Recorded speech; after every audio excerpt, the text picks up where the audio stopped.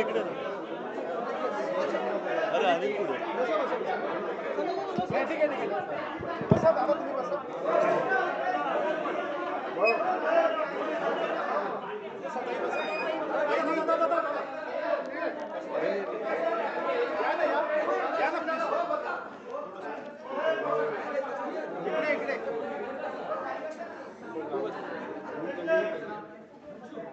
अरे फक्त अनिल अनिल आला तर बघ.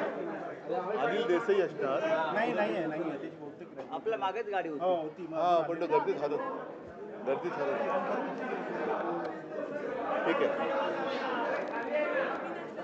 धन्यवाद. या पटकन या.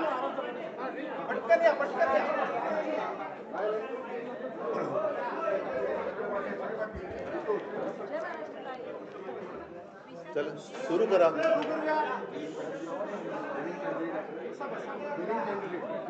विनिंग फिरतात सगळे, घरी येऊन गेले. तुम्ही बोला, सुरू करा.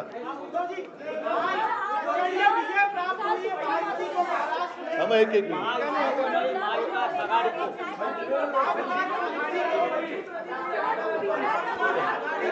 बरं ऐका देतो मी. पहिली प्रतिक्रिया अशी आहे की आपल्या देशामध्ये सर्वसामान्य माणसाची ताकद काय असते ते दाखवून दिलेलं आहे आणि त्याबद्दल मी संपूर्ण सर्वसामान्य नागरिकांचं अभिनंदन करतो. सत्ताधारी किती मस्तवाल झाले तरी एका बोटाने आपण त्यांना हरवू शकतो, त्यांचा उधळलेला वारू रोखू शकतो. ह्याच देशातल्या तमाम जनतेने अख्ख्या जगाला दाखवून दिलेलं आहे. त्याच्याबद्दल मला नक्कीच अभिमान आहे आणि आनंद आहे. इंडिया अलायन्सची उद्या दिल्लीमध्ये बैठक होते आहे. तुम्ही स्वतः उपस्थित राहणार आहात का आणि काय निर्णय घेण्यात येईल? आता काय बैठकीच्या आधी निर्णय कसं सांगू? सांगतो. सत्ता स्थापनेसाठी दावा करायलाच पाहिजे. इंडिया आघाडीच्या बैठकीसाठी मी उद्या दुपारनंतर जाईन, कारण बाहेरगावी जिंकलेले जे आमचे खासदार आहेत ते उद्या येतील. आज मुंबईतले खासदार मला भेटले, उद्या बाहेरगावचे खासदार येतील. सर्वात आधी संजय राऊतजी तिकडे जातील, त्यांच्याबरोबर आपले मुंबईतले खासदार अनिल देसाई, अरविंद हेही असतील आणि दुपारनंतर संध्याकाळच्या वेळेला मी दिल्लीमध्ये पोहोचेल. एक पुरी करतो.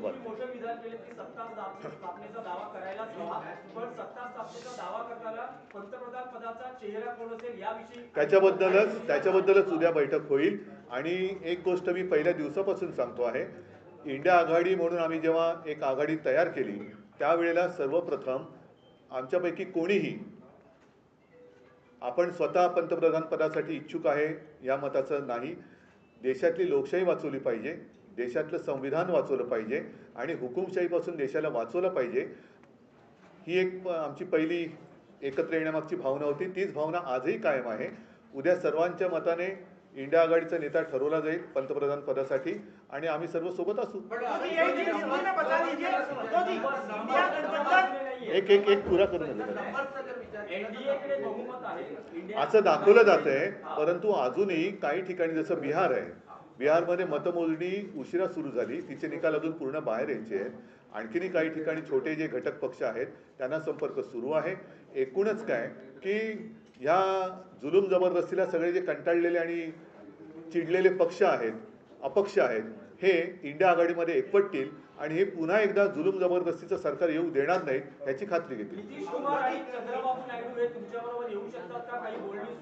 त्यांच्याबद्दल त्यांच्याशी काँग्रेसकडनं म्हणा इतरांकडनं म्हणा बोलणी सुरू आहेत. परत एकदा सांगतो की चंद्रबाबू नायडूंना सुद्धा भाजप सरकारने काही कमी त्रास दिला नव्हता, नितीशना सुद्धा काही कमी त्रास दिला नाही. तर पुन्हा त्रास हवा का हा एक प्रश्न आहे. आणि मला खात्री आहे की एकदा हे गेलेलं सरकार उंबरठ्यावरती आहे ते उंबरठ्यावरनं बाहेर काढण्यासाठी सगळे जे यांच्या जुलूम जबरदस्तीला चिडलेले आणि कंटाळलेले लोक आहेत ते इंडिया आघाडीत येतील. एक पुरा करतो, पुरा देतो आपको उत्तर देतो.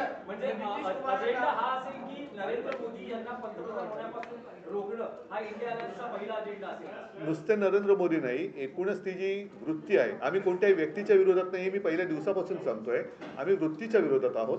वृत्तीच्या विरोधात म्हटल्यानंतर हुकुमशाहीची वृत्ती, ही वृत्ती या देशामध्ये चालू द्यायची नाही हे आम्ही सगळ्यांनी ठरवलेलं आहे. सगळ्या देशभक्तांनी ते ठरवलेलं आहे.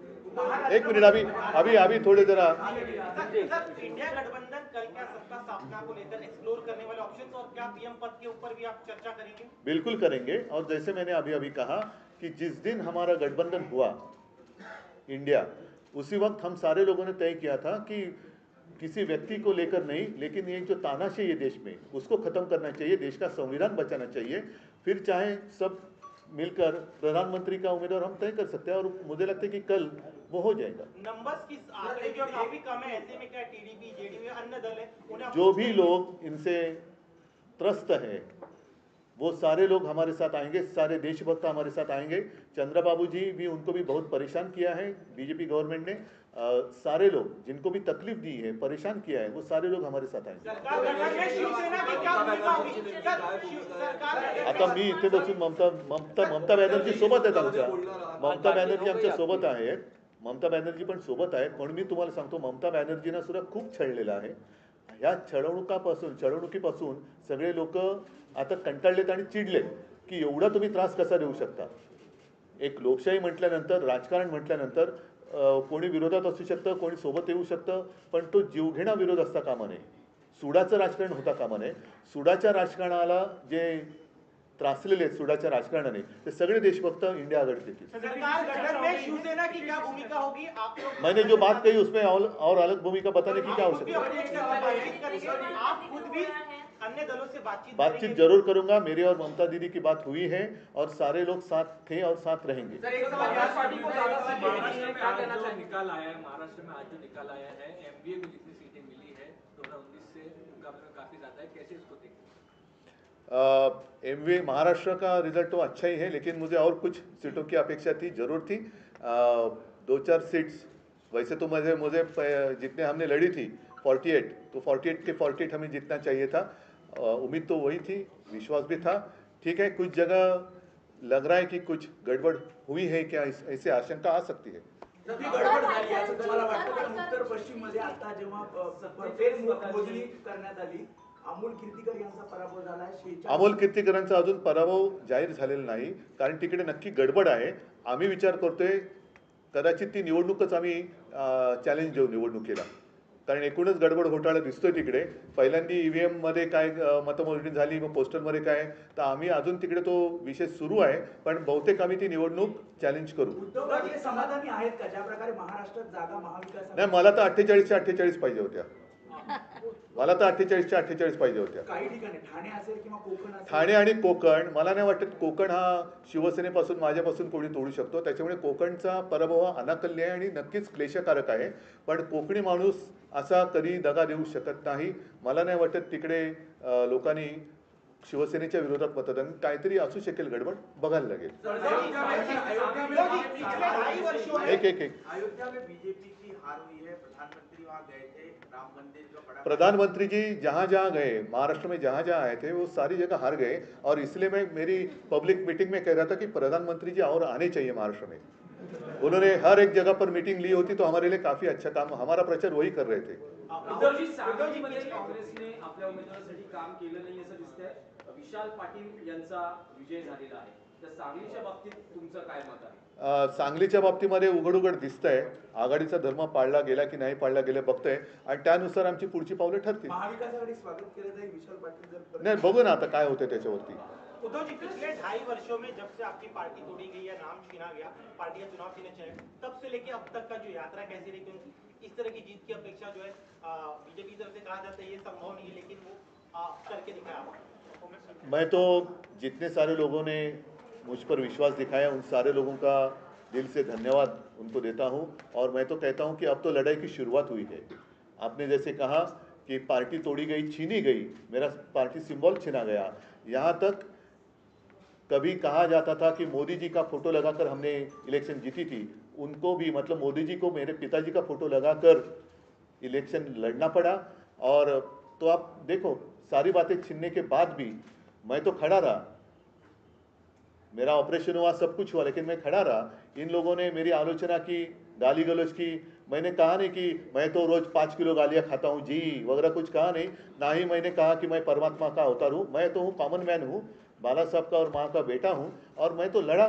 जितने सारे लोग मेरे साथ खड़े रहे उन सारे लोगों को धन्यवाद देता हूँ और उन्हीं का आशीर्वाद मेरी शक्ति है, उनका ही आशीर्वाद मेरी शक्ति है और इस शक्ति को मैं कभी धोखा नहीं दूंगा। सर धनुष्य बाण आपके साथ नहीं था।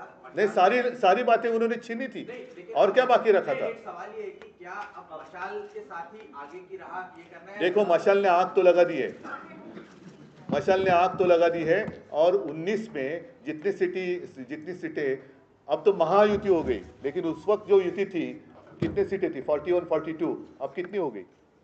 तो ये तो अभी असली नकली का पता चलेगा। और मुझे तो नकली संतान कहते हैं, वो खुद को अपनी माँ को भी मानने के लिए तैयार नहीं, अब तो कहते हैं कि परमात्मा ने भेजा है। मतलब नकली संतान है कोण? नाही, उद्धवजी तुमच्या नेत्यांची जशी अन्य पक्षाच्या नेत्यांची बोलणी सुरू आहे तशीच भाजप आणि मोदींकडूनही चंद्रबाबू नायडू आणि असतील ना, अन्य असतील, नेत्यांची जरूर बोलणी करावी त्यांनी, प्रयत्न करतायत. जरूर करावी त्यांनी। पण माझा प्रश्न हाच आहे की पुन्हा बोलणी कशासाठी करताय? पुन्हा छळायला? म्हणजे आम्ही सुद्धा त्यांच्यासोबत होतो तरी सुद्धा त्यांनी आमच्या लोकांच्या मागे ईडी, इन्कम टॅक्स, सीबीआय आमच्याकडनं गद्दार फोडून घेतले, त्यांना उमेदवारी दिली, त्यांच्या प्रचारासाठी मोदी स्वतः आले। आता पुन्हा तोच सगळा प्रकार, त्याचाच तोच अनुभव चंद्रबाबू पुन्हा घेतील असं तुम्हाला म्हणायचं का?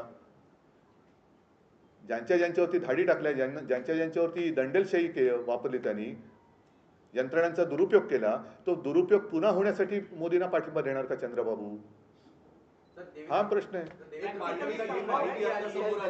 ट्विट केलेलं आहे, तिसऱ्यांदा मोदी पंतप्रधान आता होणार आहे, जनतेचं धन्यवाद वगैरे त्यांनी व्यक्त केले। आता जर का सामान्य माणूस असतं मोदीजी तर आपण असं म्हटलं की देव त्यांचं भलं करू, पण ते स्वतः देव म्हटलं तर कोण त्यांचं भलं करू मला काय बोलता येत नाही।